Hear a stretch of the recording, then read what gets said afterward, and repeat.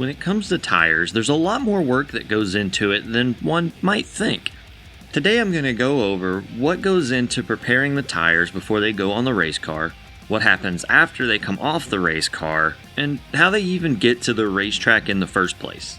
Race cars go in the hauler on what we call load tires. These are not tires that you can race on. They're just tires that maybe weren't actually put on the race car for that race. Maybe the car wrecked out earlier. Maybe they were an extra set that we ended up not using, something like that. We use those to set the car up on, and then we load the car into the hauler on those. So when you get to the racetrack, you have to take those off and put on your qualifying set of tires. Those are the tires you have to put on to go through tech. Don't worry, I'll have a video on tech inspection too. The tires themselves, they get brought to the racetrack by Goodyear. The wheels that they go on are actually brought by a company called Champion Tire and Wheel. They take care of all our tires and wheels for us because, well, to be honest, it would take quite a lot of space in the hauler to bring all the sets of tires and wheels that we would need for a race weekend, and it just saves us a ton of space and time. Now, as they're mounted, Goodyear will randomly assign tires to teams, so there's really no rhyme or reason to who gets what tires, just to keep it as fair as possible. Once we get to the racetrack as the crew, we will put those tires into sets, and we'll make sure we know what those sets are and how they're different from each other, so we know when's the best time to put them on during the race. How do we determine what tires go in what set? This is determined by the measurements we take when we first get to the racetrack for the weekend. Rollout is the measurement of the circumference around the tire in millimeters. You may want your rollouts to be varied a little bit depending on the kind of stagger that you're looking for, and these tires actually have a spring rate measurement on them given to us by Goodyear, and we can use that to make the car tighter or looser just by changing the tires and nothing else. All of this plays a factor and goes into what determines which tire is in which set. Left sides are all the same tire, right sides are all the same tire, but we can choose which one we would like in the front or the rear. But you have to have lefts on the left and rights on the right. This is a NASCAR rule. Once the team knows which tires will be in which sets, they can go to those tires and mark them as left or right, front or rear, and what number set it's in. The tires are also slightly different from racetrack to racetrack. I know they all look the same from the outside, but the compound of rubber used does differ somewhat depending on the type of track we're going to. To start a race weekend, we have to prepare the tires. Now how we do that is we will grab the tires allocated to us, we will set aside a spot somewhere in the garage area, and the first thing we'll do is we will mark things like the wheel weights, maybe a line where we want to check the tread every time. You always want to make sure you check it in the same spot every time. I know these tires look like they're just bald, but there are little holes all the way around the tire and all the way across the tire. That's where you check how much wear you actually have. And we will mark which set of holes we check, so that way we're always checking a consistent spot every time. And there are other sets of markings that teams will use, but these are the ones that I see pretty much everyone use. Once they're marked, we set them at what's known as tech pressure, which is the pressure that they have to go through tech inspection on. This is usually 30 psi in the lefts and 45 psi in the rights, unless we're on a road course, in which case it'll be 30 on the left and 30 on the right as well. And then once they're at that pressure, we'll actually measure the rollout of the tires.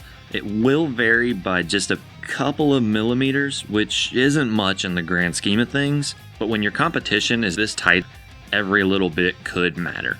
We'll also take this time to measure the tread depth that we start out with, so that when we measure afterwards, we know exactly how much we lost. And this is usually measured in thousandths of an inch.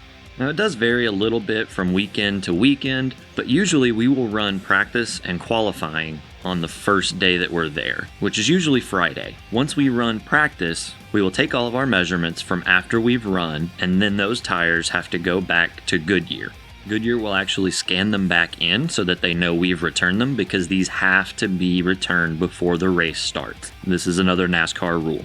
During the race, how do we take care of the tires? The biggest, most important thing is setting the tire pressure. That is absolutely the biggest thing a tire guy can do. Making sure that pressure is right is paramount to the performance of the race car. After all, the race car only touches the racetrack at 4 very small points, and that's where the tires are. Different tire guys will have different methods of doing this, but generally, you will keep the tires that are going on the race car next really close to the right pressure, but maybe slightly above it, so that way you can just bleed the air out and you don't have to worry about filling it up and then re-bleeding it to the right pressure. You see, we make adjustments as tight as maybe a quarter, sometimes even a tenth of a PSI. That's a very small adjustment, and we have to have very accurate gauges in order to make that adjustment properly. And so to hit that consistently, it's much easier to be slightly above the pressure you actually want and bleed down rather than below and have to fill up. It's much quicker and much more consistent. Now, speaking of the next set to go on the race car, that set is usually sitting on pit wall or just behind pit wall, depending on whether we're close to pitting or not. Once it gets close to being ready to pit, those tire pressures get set to their final number as late as possible, just to make sure it's as accurate as can be for the data for the crew chiefs and engineers. Once the race car comes into pit, we will take those tires that just came off, and as quickly as we can, we will get the pressures. The pressure in the tire will rise as the temperature of the tire rises, since pressure and temperature have a direct relationship with each other. So you have to check that hot pressure as soon as possible after coming off of the race car.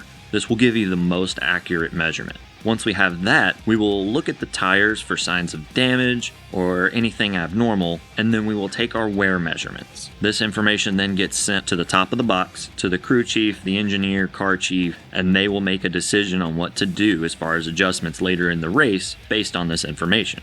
Once all the information is gathered, depending on what we need, the pit crew might re-glue lug nuts onto the wheels so that we can use that set again later as an emergency backup set. Believe it or not, the lug nuts that we use don't usually get reused. Most of the time, it's a brand new lug nut with most teams every time it goes on during a race. And the reason for that is we just don't want to risk there being any thread damage when you're trying to change these tires as fast as possible. Any little bit can slow you way down. And the teams don't want to take that risk. So usually during a race, lug nuts are not reused. The leftover lug nuts are usually swept up and thrown away by track personnel. So what does this mean for you as a fan on pit road during a race? Well, sometimes you can ask the team. They might give you a couple of lug nuts as kind of a souvenir for being at the race. Since lug nuts are not generally reused during a race, this is pretty much standard for most teams. After the race, we have to return the tires back to Champion. Whether they're used or not, they will take them back to their shop and dismount the tires and clean the wheels up really good for us. If we want, they can even return the sets of tires that we used during that race back to us at the shop. This is helpful for things like race wins, where you may want to keep that tire as a souvenir of the win. Once all the tires are returned, you put the load set back on the race car and load the race car back into the hauler to head back to the shop.